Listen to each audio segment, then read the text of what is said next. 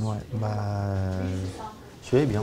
Devant le chemin de fer du numéro 1179 de Charlie Hebdo, Gérard Biard, rédacteur en chef du journal satirique, décrit la nouvelle une, dessinée par Luz. Luz adore dessiner les chiens. Et il fait très très bien, toujours avec des yeux complètement hallucinés, parce que ça le fait rire, puis nous aussi d'ailleurs. Qui est poursuivi par tous ceux qui rêvent de nous bouffer. Donc on reconnaît Marine Le Pen, Sarkozy, un généraliste, un financier, quelques emmerdeurs comme BFM TV par exemple. Voilà. Sur le ton de l'humour, le message est pourtant clair. On est reparti, on veut continuer à faire ce qu'on a toujours fait, on veut continuer à se marrer, à rire de l'actualité, mais surtout sans être un symbole. Ne plus être un symbole pour redevenir le journal satirique d'avant. Dans ce numéro, tous les sujets d'actualité y sont abordés comme les attentats de Copenhague, les élections en Grèce ou encore l'islamisme. On n'en parle pas de manière agressive, on n'en a jamais parlé de manière agressive. On essaye toujours d'être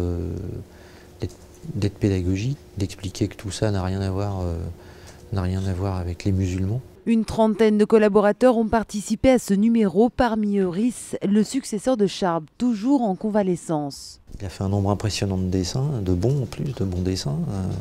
Il va bien, c'est étonnant même. La rédaction de Charlie Hebdo n'a en effet pas perdu la flamme, malgré le deuil, qui s'annonce très long. On pense toujours à ceux qui ont été tués, mais pas pour ce numéro particulièrement, on y pense tout le temps. C'est difficile de ne pas y penser.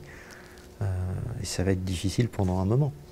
Aujourd'hui, les collaborateurs du journal font toujours l'objet de menaces. Tous sont placés sous surveillance policière 24 heures sur 24. J'ai pas particulièrement peur, mais encore une fois, j'ai été très loin des balles. Si j'avais été sur place, déjà je serais sans doute pas là. Si j'étais encore là, je ne sais pas si je pourrais vous parler, je ne sais pas si je vous dirais la même chose. Pour le rédacteur en chef, l'heure est à l'avenir. Il pense même au recrutement des prochains caricaturistes. C'est un métier très particulier, dessinateur de presse. C'est long de fabriquer un Rhys, de fabriquer un Charb. Et malgré le manque de ces grands noms, il promet que le journal sera à la hauteur des attentes. Il y a plein de dessins drôles. Ça, alors là, j'espère que les 8 millions de lecteurs qui vont les racheter vont tous vraiment bien rigoler. Plus de 8 millions de lecteurs avaient en effet acheté le numéro des survivants.